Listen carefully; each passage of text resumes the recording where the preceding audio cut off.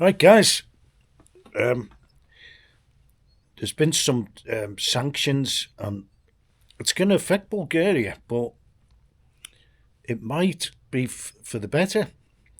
It might be just again a twist of fate that, Bulgaria is now seems to be kind of I don't know, was blessed.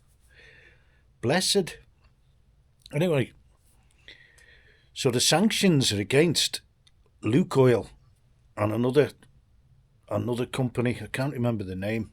I don't recognise the name anyway. But LUKoil is a big concern in Bulgaria, right? So upon having these sanctions put upon them, LUKoil have just said, right, we're just going to sell all our international properties, or stakes, or everything, all our international concerns, right? So that means the big refinery in Burgas, which is part owned by, I think they're the major shareholder in LUKoil refinery in Burgas on the Black Sea in Bulgaria, right? And LUKoil petrol stations are all over Bulgaria. They're everywhere. I don't know whether they've got the most in Bulgaria. I would imagine it's close. There's another one called Petrol, which is, I think, the national station, and some of them are still quite primitive, So I would imagine they'll be the state-owned ones. And we've got a few others. We've got an independent in town. I always go there. Always go there. Or Shell. Shell have got franchises here and there. And we've got one of them in town as well. We've got quite a few petrol stations. And it keeps the prices reasonable, but they are cheaper elsewhere in Bulgaria. I have noticed on occasion. But there is one really, really cheap place, but it's so cheap that you would sort of think, is it as good quality, or, is it too cheap? And that's my sort of view on it. Anyway, but and then we've got a few Rum Petrol, which is Romania. But the probably the best petrol stations are OMV, which is Austrian. I mean, they were the first really, really advanced and luxurious, petrol stations here. They were like way ahead of the economy when I first came here. They were like all brand new and all bells and whistles. They had everything. OMV. And so they're from Austria. So what's happened is LUKoil have now said, right, we're just going to, they've just said, right, we can make enough money. We don't need any more money. Or they've been advised by the government or whatever. Just leave it. Just sell all your assets before they get frozen. Sell them. Right? So they might get something out of it, rather than, if it all escalates, which it could do, even further. We'll just sell everything. So they're now negotiating with Bulgaria, the government, and probably some other companies. Who knows this petrol, I think they call it. It just says petrol. They may just take over all the gas stations, all the petrol stations, LUKoil. They may do, or they may split them with the other companies, But it looks like they're going to sell them off. I don't know if they just directly own the petrol stations, LUKoil, from Russia. I doubt it. They'd have to have a company here. And if they sell that, if Bulgaria's smart enough They'll make sure it's a Bulgarian company and everything stays here then. And the refinery, which is state of the art, it's like a, brand, well, as refineries go, some of the ones I've seen, it's relatively brand new. That's on the Bergas. So that's going to end up in the hands of Bulgaria, hopefully. So surely that's even better than the situation as it is now, with Russia owning part of it, because they're not going to be taking any loot back to Russia anymore once they sell it. Anyway, so that's the situation at the moment, which it could turn in the favour. Now I'm not sure where they're getting the crude oil from at the moment, and I don't think anyone is, because it's all the energy in Bulgaria and Romania and everywhere, and it's quite big in Romania as well. LUKoil, they're everywhere. Romania and Bulgaria. Not so much the other way. Didn't see many in North Macedonia or Albania. And I'm not sure about Serbia. I would guess that they are prevalent in Serbia. I would guess. I just have never noticed in Serbia. Anyway, so that's the situation at the moment. So and Bulgaria are going to complete this pipeline by next year. It's called the vertical corridor, and I don't know exactly what that's supposed to mean, but it makes Bulgaria like a hub of gas here, and they can get it to where they want it to be from Azerbaijan. I haven't heard much about the secondary sanctions on Turkey, because they buy Russian gas and oil, I think. They buy gas because it comes through the Turk stream. And there's only one real purpose for the Turk stream, and that was to make a hub this side of the Bosphorus, and pipe it into the Balkans. And there's some goes to Turkey, but they've got another pipeline from Russia into Turkey, from elsewhere, from the Sochi area somewhere. I'm not sure the route of that one, but it comes from Russia initially.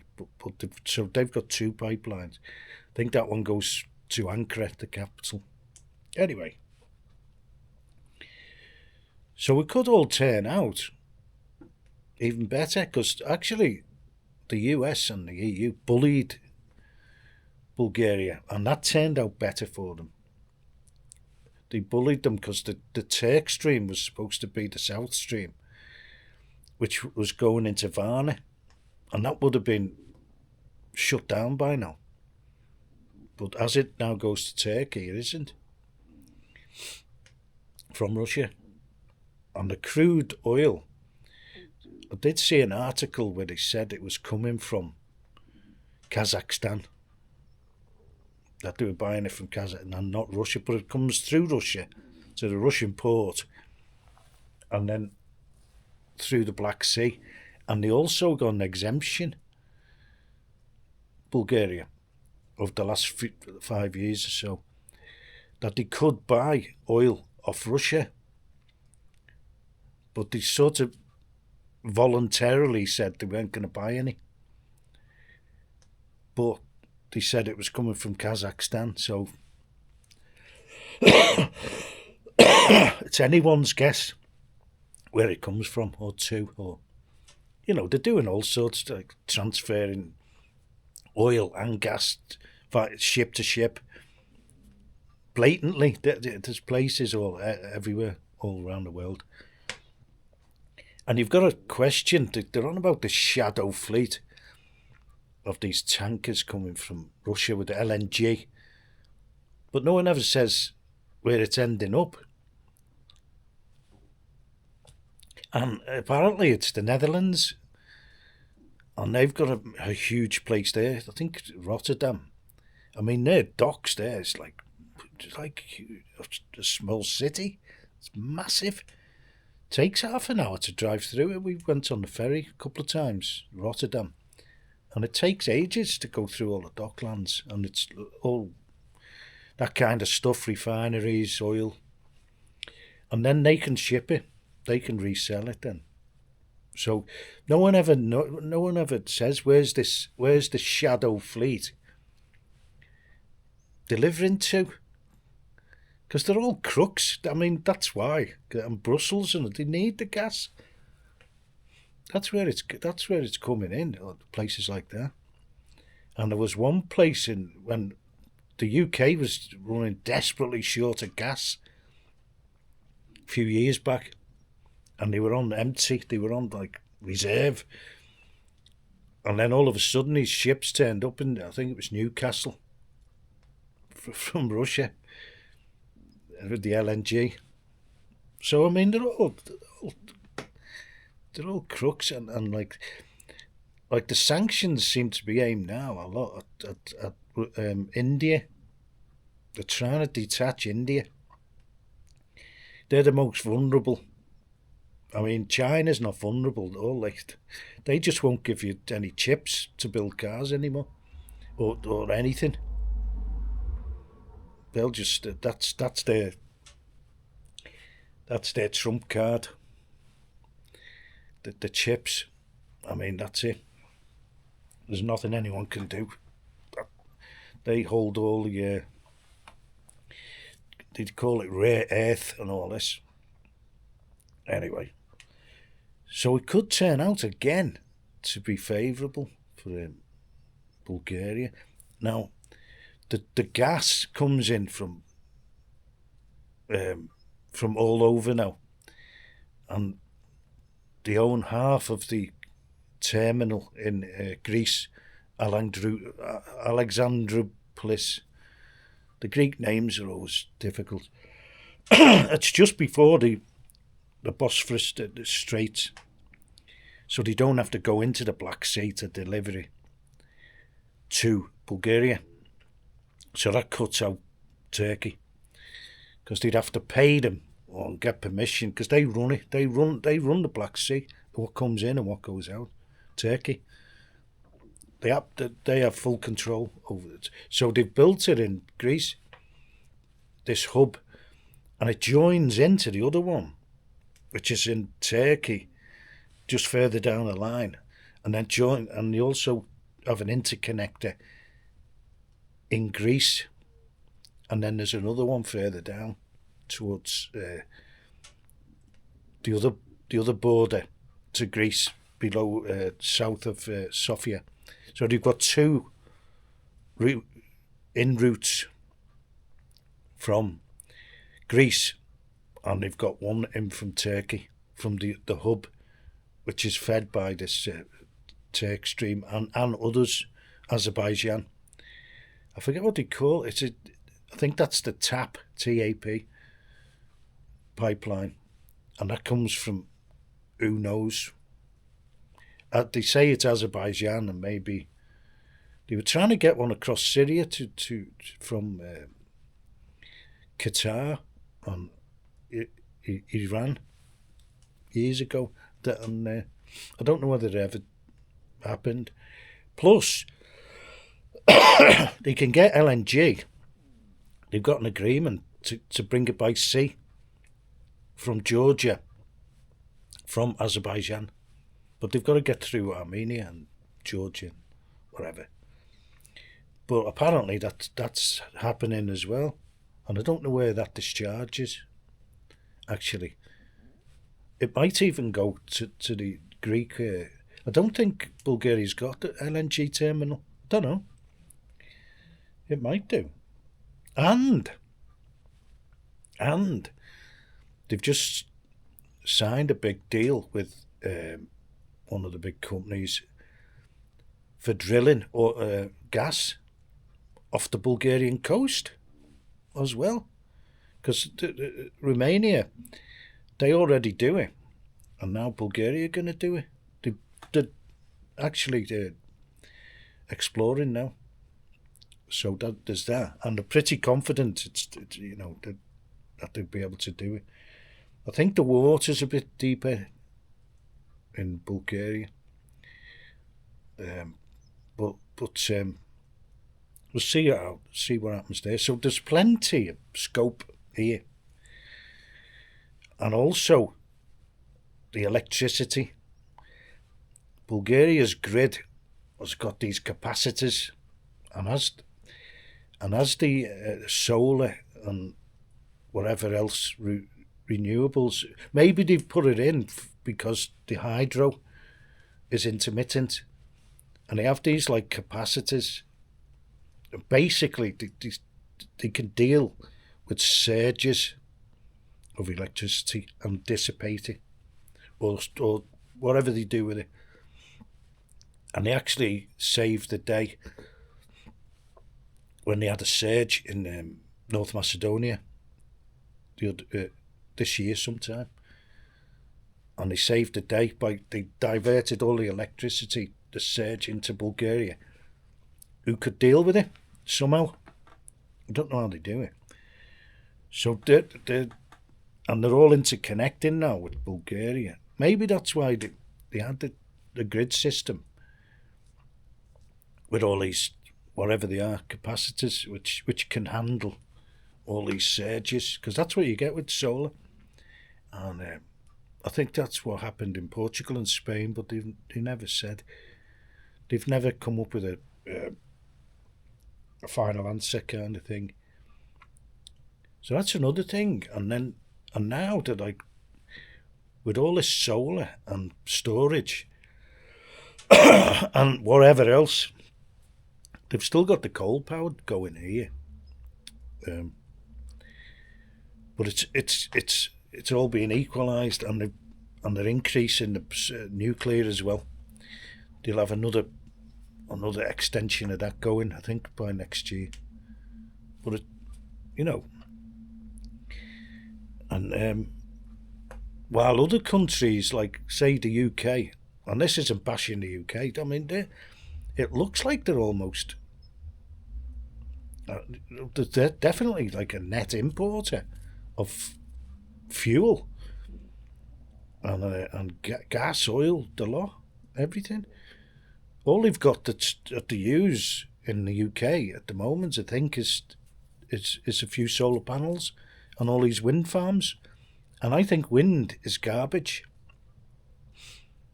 It's hopeless when you look into it, without going into it right now. But like, it's hopeless, and it's not cost effective, and nothing. It's hopeless if you look into it. Anyway, that's to do with the wind blowing too hard. How to start them up. The lot, working life, installment costs, everything. Just do all the sums, and you don't even have to be a Philadelphia lawyer to just work it out in your head that it's not viable.